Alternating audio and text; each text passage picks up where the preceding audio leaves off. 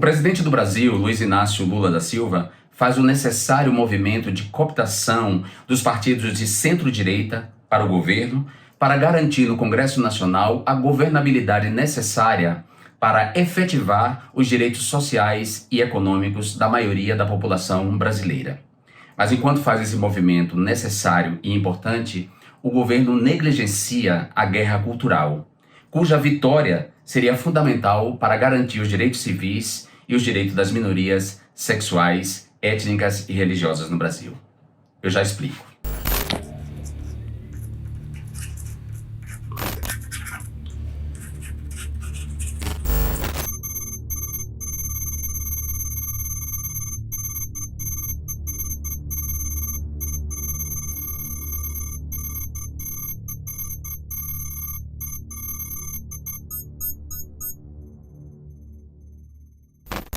Olá, todas, todos e todos vocês. Eu sou Jean Willis, o seu informante, ainda em cenário provisório. E já lembrando a vocês que ainda não assinaram esse canal, que assinem, compartilhem e toquem o sininho para que vocês recebam avisos de novos conteúdos. No contexto de multipolaridade em termos geopolíticos, o presidente Lula tem feito um movimento acertado de fortalecimento dos BRICS, esse bloco, digamos, político-econômico que virou um player mundial e que pretende sentar à mesa na mesma posição que a União Europeia, que os Estados Unidos e outras potências do norte global. O governo Lula também está fazendo um movimento fundamental no Brasil para assegurar a sua governabilidade. O governo tem aproximado ou se aproximado de partidos e setores da centro-direita, isso para garantir no Congresso Nacional a governabilidade que vai aprovar as políticas públicas que visam efetivar direitos sociais e econômicos fundamentais à população brasileira, principalmente os trabalhadores e os mais pobres. Contudo, o governo Lula tem negligenciado desde o princípio a guerra cultural e a desinformação. E nesse campo, a direita e a extrema-direita seguem nadando de braçada. As acusações contra a família Bolsonaro e mesmo o fato de Bolsonaro estar prestes a ser preso provisoriamente não diminuiu a atividade nas mídias sociais do ecossistema de extrema-direita de assédio, acosso, difamação, assassinato de reputações e ameaças. Além, claro, da divulgação massiva de mentiras e fake news para manipular os corações e as mentes da maioria da população. Nesse sentido, a extrema-direita segue vencendo e seus alvos continuam sendo, principalmente, os setores culturais, os artistas e as escolas. Só para ficarmos em 3 fatos muito recentes. O movimento Brasil Livre, que é um movimento de agitadores fascistas, de libertários, de extrema-direita, disse publicamente que usaria todos os recursos para destruir a Universidade Federal de Santa Catarina.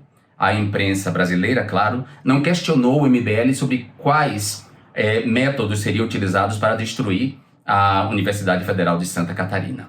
O deputado do PL, Partido Liberal, partido de extrema-direita, conseguiu que uma professora de um colégio em Goiânia, uma professora de artes, fosse demitida. Isso porque a professora, todos os dias, em todas as aulas, ia com uma obra de um artista plástico distinto do repertório nacional. E ela foi com a reprodução de uma obra do artista Hélio Oiticica, uma obra em que ele diz: seja marginal, seja herói. Uma obra produzida no contexto dos anos 60, 70, os anos do desbunde e da contracultura.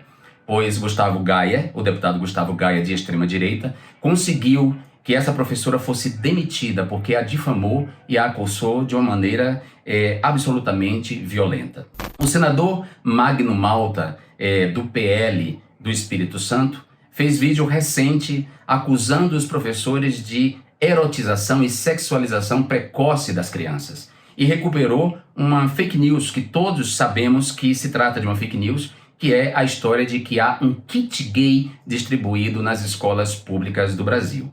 É importante lembrar que essa fake news surgiu em 2011 e já foi vocalizada por Jair Bolsonaro muitos anos antes de ele ser presidente, ter sido presidente da República. E por fim, As consequências desse tipo de ataque ao sistema educacional, aos professores, ou seja, o fato de a extrema-direita seguir vencendo essa guerra cultural nas mídias sociais tem efeitos devastadores sobre a vida das pessoas, como ficou claro aí o exemplo da professora que foi demitida. Mas recentemente, em uma escola chamada Maria Inês Machado, em Ribeirão Preto, uma escola municipal de Ribeirão Preto, no estado de São Paulo, os professores foram surpreendidos com a visita de um pai que chegou armado para ameaçar professores, perguntando por que os professores estavam trabalhando com os alunos os direitos das mulheres. Pôs a arma em cima da mesa e disse aos professores que se eles não estavam doutrinando as crianças, eles não teriam que ter medo. Bom, esse fato horrendo foi parar na capa de um jornal chamado Meia Hora, um jornal popular, né? O Meia Hora é um jornal dirigido ao grande público, à classe C. Pois a extrema-direita já está fazendo uma relação circular entre mídia digital e mídia impressa. Essa capa do jornal Meia Hora foi transformada numa capa falsa, em que há uma acusação grave contra o presidente Lula. E essa nova capa mentirosa, essa nova capa fake, ela não circulou apenas digitalmente, ela foi impressa e distribuída na Central do Brasil e em outros lugares públicos do Rio de Janeiro, mostrando, por exemplo, que a desinformação não tem ficado apenas no âmbito digital, mas tem estabelecido com as mídias tradicionais, com os meios tradicionais, os meios impressos, os meios de massa, uma relação circular e complexa. Então, é importante que o governo Lula, sim, centre forças na garantia dos direitos sociais e econômicos, mas é fundamental para o futuro da democracia que o governo Lula também enfrente com seriedade a guerra cultural e a desinformação. Eu sou Jean Willis, o seu informante.